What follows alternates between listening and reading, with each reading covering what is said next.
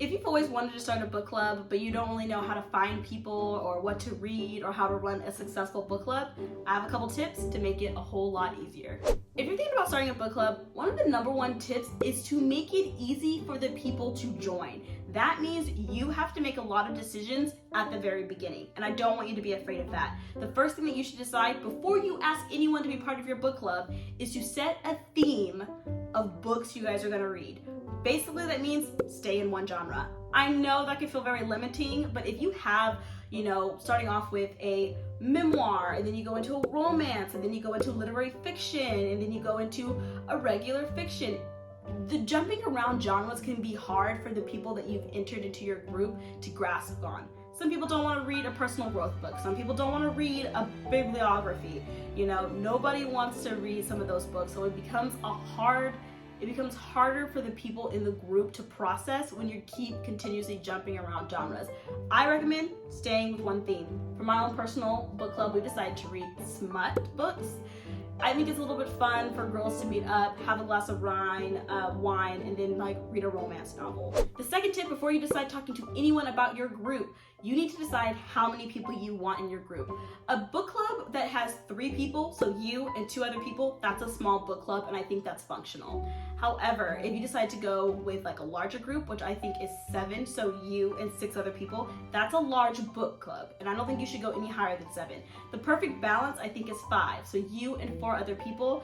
I think this is a good balance of a lot of different ideas bouncing around and keeping the concentration on the book club. This isn't a group where, I'm just gonna hang out with my girls and we're gonna talk. This is a book club, so we're discussing about the book. And the more you get bigger size of a book club, the more it can be harder to keep the focus on the book and not just having a girls' time chatting. So I think 3 is small, 5 is perfect, and 7 is becoming a little bit too big. So when you think about it that way of really I only need to find 2 other people to have my book club, or I need to only find 4 other people to have my book club, that's actually not that hard to do. Next tip, and this tip is on how to find people to be a part of your book club. This is so much easier than I think people actually give it credit for. You need to know you're not inviting just anyone to be part of your book club. Oh no, your book club is cultivated. You get to decide who needs to be there, and the way you're going to do that is by engaging but not inviting.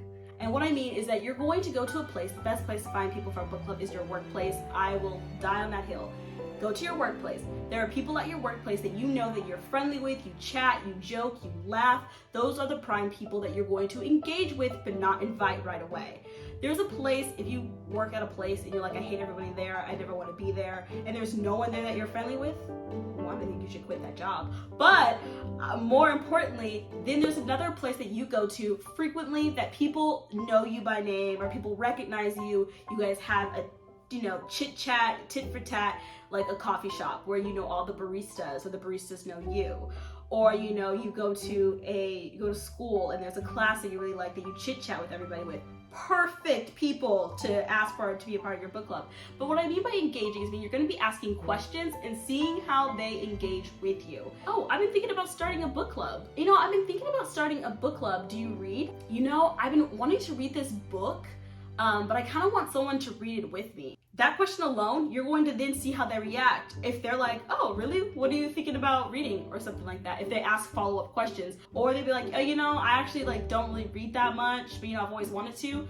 I would still clear from those people. Those people typically will join a book club and then kind of fall out and say, oh, I'm just too busy right now to be a part of a book club. You don't want those people. People who are in a reading slump are also great people to engage, see if they want to be a part of a book club. Another good question that I think is so good to see if someone might be interested in a book club is launch into what the book is about. It's kind of about this dark fey king. He runs an underground casino and he's trying to get this girl who's the daughter of this mafia head, and it sounds really funny and really interesting, but I just want somebody to read it with me.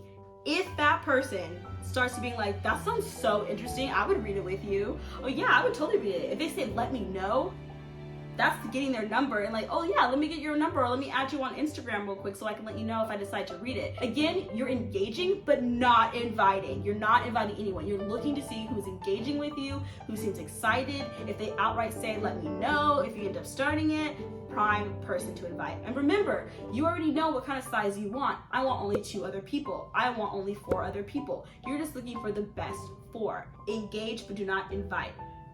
Next tip. Next thing you're going to do is start a group chat. So you've engaged with a couple of people, you know how many people you want in your group, you know the theme that you're kind of going for, which you can hold on as loosely or as tightly as you want. You already know. Start a group chat. You're gonna pick the 2 people, the 4 people, the 6 people, and you're gonna be like, hey guys, I'm starting a book club. You guys seem cool. I'm interested in reading this book about the Dark Fae King. What do you guys think? When you say, what do you guys think, they will all, you already know that they're kind of excited, they will all chime in and talk about what they want to do. For my book club, one of the girls really wanted to read this smut book, and we all were in the group saying like, oh, we should read, there's a book that's called Get in My Swamp. It's a Shrek smut book, and I want to read it because I think it would be hilarious. And I was like, we should read this one. And everyone's like, let's start off with the Dark King and then work with Swamp. Start that group chat. Talk about it. It's going to get people excited. People get to throw in their ideas. If everyone's like kind of cool, like, oh yeah, we should read that one, then you're going to try to come up with a schedule. But the first thing is start a group chat so you guys are deciding on which book to bring. First meeting, tip for the first meeting is logistics, meaning the only thing that person has to do is buy the book and go to the first meeting. If you guys did not decide on the book, then that first meeting is going to be picking a book, and you're not leaving, no one's leaving that meeting until the book is picked, and that's what you guys are going to read. And then you guys talk about logistics, about how many times we want to meet, what time, what do we want to talk about, which leads me into my next tip. Next tip is all about when, what to talk about, and how many times to meet. There are 2 ways you can go about this. For your book club, you should decide whether you want to do it online. There's something about setting up a Zoom call, talking with one another. You're in the comfort of your own home, and you guys just log on, and then you can dress however you want to dress, and you can just do your book club online. I think if you do it that way, you can meet once a week, honestly, or you can even meet bi-weekly. But I do think like it's a lot easier to meet if you're online than you're in person. If you're in person, there's a lot more restrictions because you're dealing with a whole freaking person who has a whole freaking life.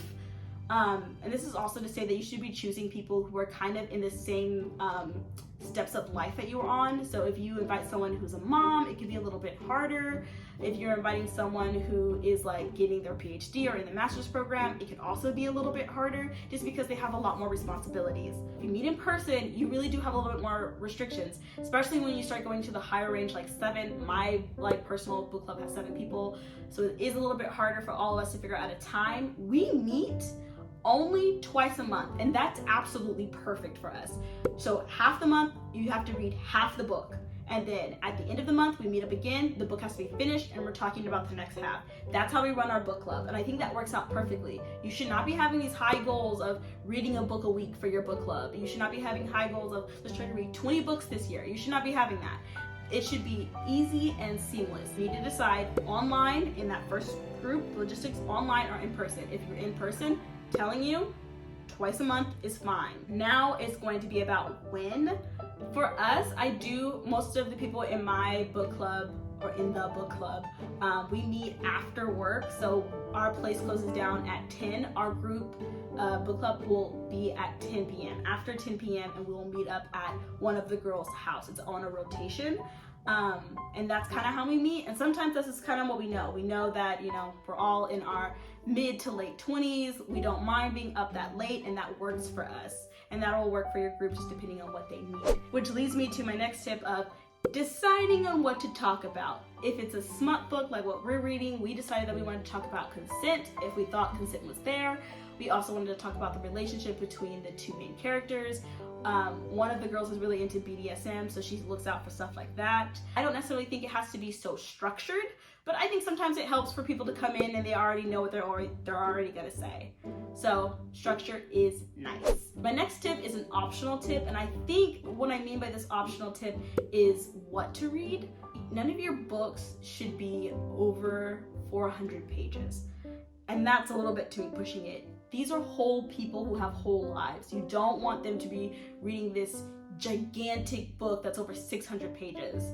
Like, you shouldn't be reading books like that. They should be quick, easy reads, or if you know that your group does personal growth books, they should still be kind of quick, easy, more like popular reads. My next tip is it's optional, is to make it fun.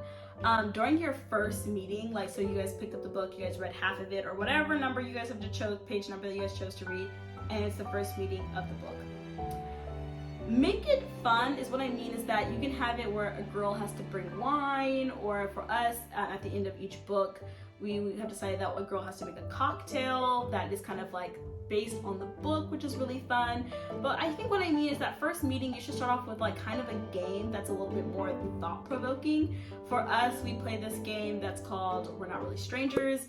It's not even a game of points, it's really a game of getting to know each other and asking questions. It really lets us start opening up like our thoughts, and it becomes less about giggly fun times and things that have happened at work and more about getting to know each other, and then we dive into what we're talking about in the book.